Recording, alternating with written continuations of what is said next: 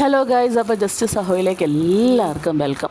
അപ്പോൾ ഇന്ന് ഞാൻ വന്നിരിക്കുന്നത് ഒരു ഡെയിലി വ്ളോഗ് എന്ന് വേണമെങ്കിൽ നമുക്ക് പറയാം.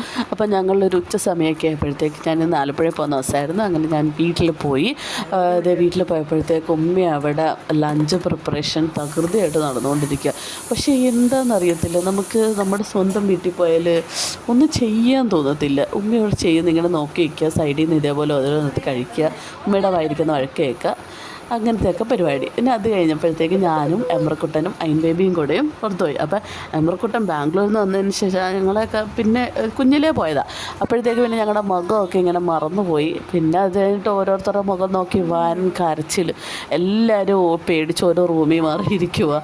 അത് കഴിഞ്ഞ് പിന്നെ ഞങ്ങൾ പയ്യെ അവനെടുത്തുകൊണ്ട് ഒരൊറ്റ ഓട്ടം, അങ്ങനെ ഞങ്ങൾ പോയിട്ട് ഇങ്ങനെ വന്ന്. അത് കഴിഞ്ഞപ്പോൾ ഉമ്മ അത് ആ ഫുഡൊക്കെ എടുത്ത് വിളമ്പി വെച്ചേക്കുന്നു, ബാ വന്ന് കഴിക്കാമെന്ന് പറഞ്ഞു. അവനെ കഴിക്കാൻ വേണ്ടി ഇരുന്നപ്പോഴത്തേക്കാണ് മൂത്തുമ്മ പറഞ്ഞ അപ്പുറത്ത് കുറച്ച് കോഴിക്കുഞ്ഞുണ്ട്, ആ കോഴിക്കുഞ്ഞിനെ കാണാൻ പോകുന്നത്. ഈ കളർ കോഴിക്കുഞ്ഞുണ്ടല്ലോ, നമ്മൾ റോഡ് സൈഡിലൊക്കെ കാണത്തില്ല. ഇത് അയിൻ ബേബിക്ക് ഇത് ഭയങ്കര ഇഷ്ടമാണ് കേട്ടോ. അങ്ങനെ അതിൻ്റെ പുറകെ ഓട്ടോ. ഇതാണ് ഞങ്ങളുടെ സ്വന്തം മൂത്തുമ്മ, ഞങ്ങളുടെ അപ്പുറത്താട്ടോ താമസിക്കുന്നത്. അപ്പോൾ ഇത് കണ്ടോ കോഴിക്കുഞ്ഞ്. ഇതിന് എന്താ പറയുക, ഇതിന് വലിയ ആയുസില്ല, പക്ഷെ കാണാൻ നല്ല രസം. മൂത്തമ്മ പിന്നെ ഒരു മുറി മൊത്തം കോഴിക്കുഞ്ഞുങ്ങൾക്കായിട്ട് അങ്ങ് കൊടുത്തേക്കുവോ. അത്യാവശ്യം കുറച്ച് കോഴിക്കുഞ്ഞുങ്ങളെ വാങ്ങിച്ച എല്ലാ കളറും ഉണ്ട്. അപ്പോൾ ഇവൾക്ക് പിങ്ക് വേണമെന്ന് പറഞ്ഞ് പാവം മൂത്തമ്മ ഓടിച്ചിട്ട് അതിനകത്ത് പിടിച്ചൊക്കെ കൊടുത്ത്. അപ്പോൾ അവൾക്ക് എടുക്കണ്ടെന്നൊക്കെ ഉണ്ട്. പക്ഷേ എന്ത് ചെയ്യാനാ, ഞാൻ പിന്നെ എടുത്ത്. ആദ്യം എനിക്ക് കുറച്ച് പേടിയുണ്ടായിരുന്നു, പിന്നെ കുഴപ്പമില്ല. ഇത് കൂടിപ്പോയാൽ നമ്മൾ എന്ത് ചെയ്യാനാ, കൂടിപ്പോയാൽ ഒന്ന് കൊത്തും, അത്രയല്ലേ ഉള്ളൂ. ഇതിലും വലുതൊക്കെ നമ്മൾ കണ്ടേക്കുന്നു. അപ്പോൾ ഇതുമായിട്ടായിരുന്നു കുറച്ച് ദിവസത്തെ പരിപാടി. അങ്ങനെ മുത്തുമ്മയുടെ വീട്ടിൽ ഇഷ്ടം പോലെ ഉണ്ടായിരുന്നു. തത്ത ഉണ്ടായിരുന്നു, നമ്മുടെ ജമുനാപ്പേരി, ആടൊക്കെ ഉണ്ടായിരുന്നു. ഇപ്പോൾ ആരുമില്ല, ഇപ്പോൾ നമ്മുടെ ഈ കോഴിക്കുഞ്ഞുങ്ങൾ മാത്രമേ ഉള്ളൂ. അപ്പോൾ ആൾ ഫോട്ടോക്കൊക്കെ പോസ്റ്റ് ചെയ്യുന്നുണ്ട്. എൻ്റെ പയ്യൻ എൻ്റെ മേത്തോട്ടൊക്കെ കയറി അങ്ങനെ ബഹളം. അയിൻ ബേബി ആണെങ്കിൽ അവിടെ ഓരോ കളറ് വേണമെന്ന് പറഞ്ഞ് ബഹളം. അത് ആദ്യം ഇതെടുത്ത്, പിന്നെ നമുക്ക് കിട്ടാത്ത കളറ് ഓറഞ്ചും പച്ചയും കിട്ടിയില്ല. അവന്മാർ ഇച്ചിരി വിഷയമാണ്, അതുകൊണ്ട് അവന്മാർ നമ്മുടെ കൂടെ വന്നില്ല. എൻ്റെ പുറത്ത് മാറി ഇരിക്കുവാണ് നമ്മുടെ സ്വന്തം കോഴിക്കുഞ്ഞ്. അടുത്ത കളറും കിട്ടി, മഞ്ഞ.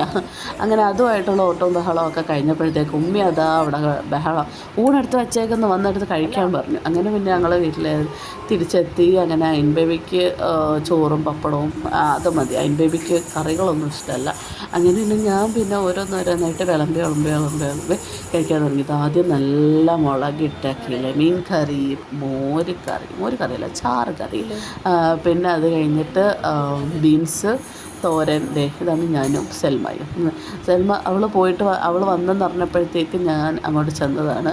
അടിപൊളി ഫുഡൊക്കെ കഴിച്ച് അങ്ങനെ ഞങ്ങൾ ഇരുന്നത്. ഇതാണ് റമീസ്, അമറക്കൂട്ടൻ കണ്ട വാപ്പി എടുത്തോണ്ട് ഓടുവാണ്. അവനെല്ലാവരും മുഖത്ത് നോക്കി കരച്ചില്ല. വന്നിട്ട് അങ്ങനെ കണ്ടിട്ടില്ല, ഓരോരുത്തർ വന്നിട്ട് ഉമ്മയൊക്കെ റൂമിൽ ഒളിച്ചിരിക്കും. അവൻ്റെ കണ്ണുമ്മി പെട്ടാൽ അവങ്ങളെ കരഞ്ഞോടിക്കും. പിന്നെ വാപ്പിയുടെ പരിപാടിയായിരുന്നു.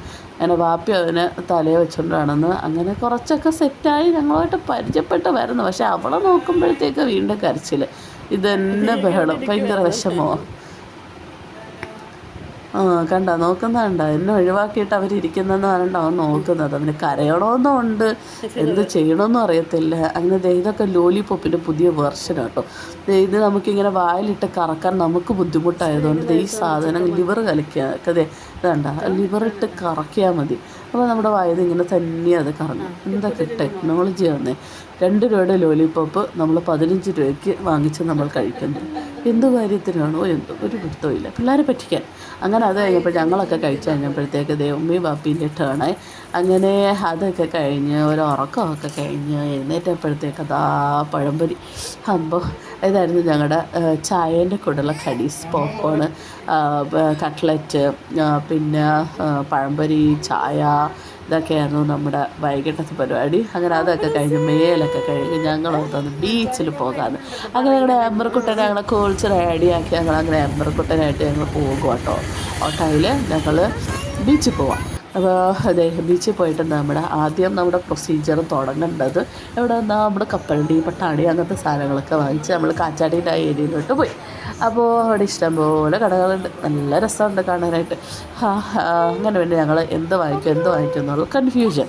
അങ്ങനെ അയിൻ ബേബിക്ക് അതിനകത്ത് ഇതിനകത്ത് ട്രാംപോലീൻ്റെ അകത്ത് കയറണമെന്ന് പറഞ്ഞാൽ അങ്ങനെ അവളുടെ ചാട്ടം ഓട്ടവും ബഹളവും ഒക്കെയാണ് നടന്നുകൊണ്ടിരിക്കുന്നത്.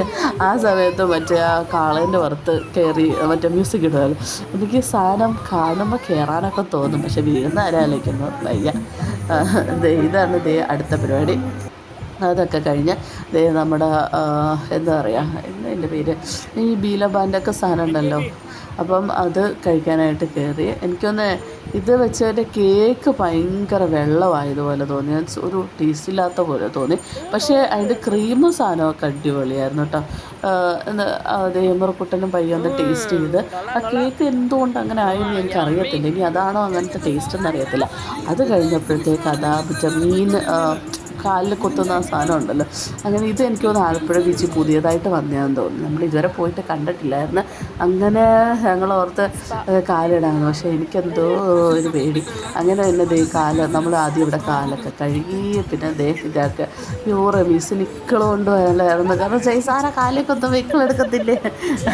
ആദ്യമൊക്കെ എങ്ങനെയോ പിടിച്ചിരുന്നു, പിന്നെ എൻ്റെ പൊന്നെ ഭയങ്കര ബഹളമായിരുന്നു.